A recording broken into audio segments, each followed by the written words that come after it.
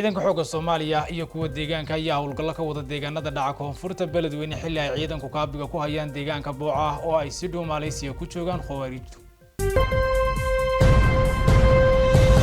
madaxweynaha Ruushka Vladimir Putin ayaa aqalka looga taliyo wadanka Ruushka ku qaabilay wasiirka gaashaandhigga ee Shiinaha. Ramadaan Mubaarak daawadayaal ku soo dhawaada warka duhurnimo ee muuqbaahaya Shakaal TV xilitaminteena wareedna wuxuu warku idin kaga imanayaa xaruntayada magaalada Natijiga waxaana warka idin qaada dhigi doona aniga Axmed Maxamuud Cusmaan Axmed Kuweysh. ciidanka xoogga Soomaaliya iyo kuwa deegaanada ayaa howlgallo ka wada deegaanada dhaca koonfurta beledweyne xilli ay ciidanku kaabiga ku hayaan deegaanka Booca ay si dhow Malaysia ku joogaan khawaarijta. gudoomiyaha gobolka Hiiraan Cali Cusmaan Jeyte ayaa ka warbixiyay isagoona sheegay inay soo gabagabayn doonaan howlgalkan ay kula dagaalamayaan khawaarijta al-shabaab. muddo aan isleeyahay hal week waa ku dhowdahay ama waa dhantahay waxaanu howlgallo uga jirnay magaalada beledweyne iyo magaalada Boole Barde inta ka dhaxaysa deegaamadii awal hore looga saaray nimanka cayayaanka ee dhiigga bini aadamka caadaystay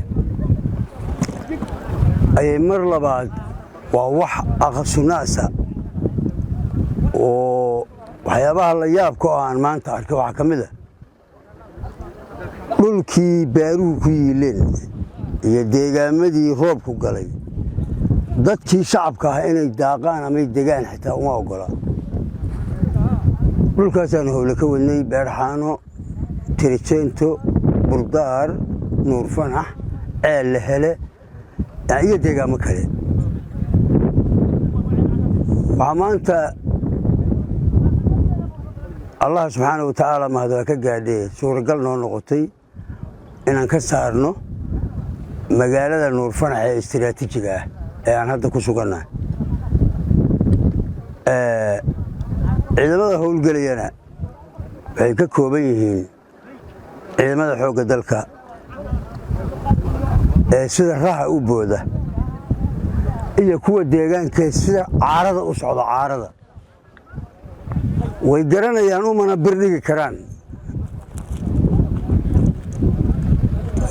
inay iska caabiyaan caado uma lahayn mana iska caabi karaan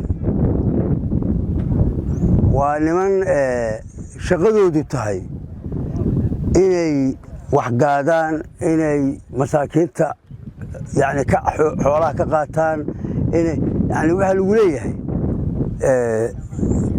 qofka bisha Ramadaan marka uu soomo asaga ayaa xaq u leh fitrada cidda uu siinayo inuu doorto waxyaabaha ugu yaabka badneed maanta arkay waxay ahayd inay dadkii leeyihiin keena fitrada adinku ilaahay idinkii hadday ku noqotona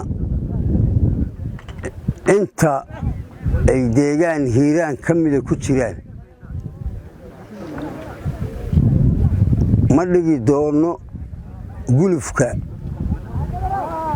iyo inaan ka saarno dhulka ma dhigi doono mana dhaafi doono.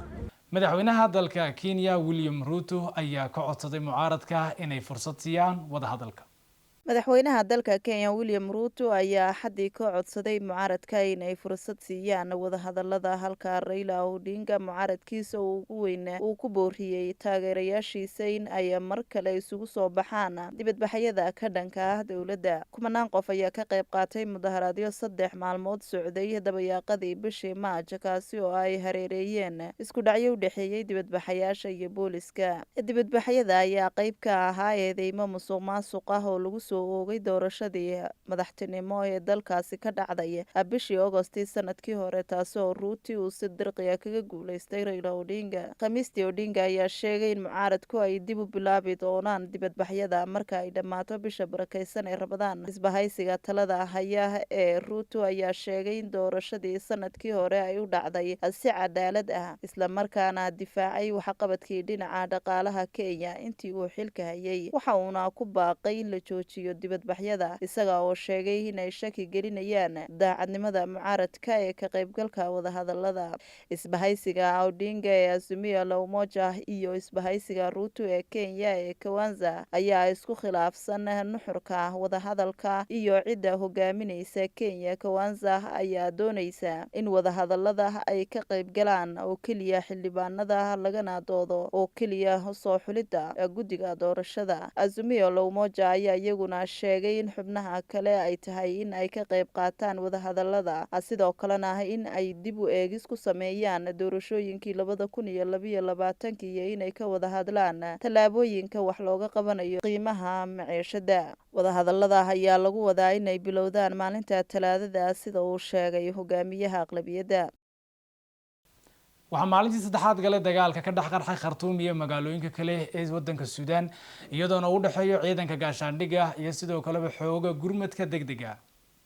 Ururka dhakhaatiirta dalka Suudaan ayaa sheegay in ka badan 100 qof oo rayid u badan ay ku dhinteen 600 oo kalena ay ku dhaawacmeen dagaalka Sabtidii ka dhex qarxay labadaasi qaybood ee ku hardamaya talada iyo la wareegida qasriga madaxtooyada garoonka diyaaradaha caasimadda Khartoum iyo xarunta warbaahinta dowladda. Beesha caalamka gaar ahaan urur goboleedka IGAD ayaa sheegay inuu u diray Khartoum si xabad joojin looga dhaxlaxiyo kadibna la isu iman karo miiska wadahadalada. Madaxweynaha Kenya William Ruto, madaxweynaha dalka Djibouti Ismaaciil Cumar Geele iyo madaxweynaha koonfurta Suudaan Salva Kiir. Dagaalka ayaa bilaabmay kadib markii hogaamiyaasha ciidamada qaranka Genaraal Al-Burhani iyo taliyaha xooga RSF Al-Hamdani ay isku maandhaafeen qorshe lagu waday in xooga RSF lagu daro ciidamada qaranka wadankaasi Suudaan. Dadka qaar ee degan caasimadda Khartoum ayaa bilaabay inay ka baxaan magaalada hubka culus iyo duqeymaha diyaaradaha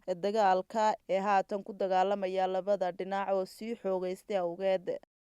madaxweynaha Ruushka Vladimir Putin ayaa aqalka looga taliyo wadanka Ruushka ku qaabilay wasiirka gaashaandhigga ee wadanka Shiinaha.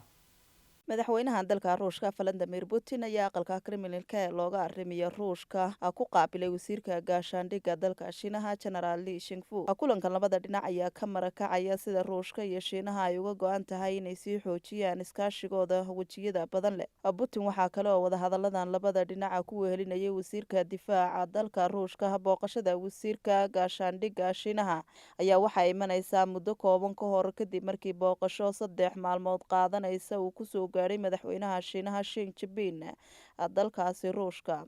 Putin oo kulanka wasiirka Shiinaha ka faalooday ayaa sheegay in kor loo qaaday iskaashiga Shiinaha iyo Ruushka ay isku kaashanayaan dhinaca militariga, ganacsiga, dhaqaalaha iyo siyaasadda. Shiinaha ayaa marar badan sheegay inuu doonayo sidii wadahadallo xal loogu heli lahaa colaadaha Ruushka iyo Ukraine ka dhaxaloosan. Hase yeeshee wadamada reer galbeedka iyo NATO ayaa Shiinaha ku cambaareynaya in ay la safan tahay Ruushka maadaama oo dowladda Shiinuhu ay hore u diiday in ay Ruushka ku cambaareyso duulaankii uu ku qaaday Ukraine February 2022. وهاجاك داود يال وحو قضب كاسين ودنبي وركي الظهور نمو وياد كده هنسن مقبهية شكال تي في وعنا حلي تمنتين ورد وركي دي لسه عسيني يعني أحمد محمد عثمان أحمد كويشين انتان داود يال وركم ورك حقا كل مدونو. السلام الله عليكم ورحمة الله تعالى وبركاته. رمضان مبارك.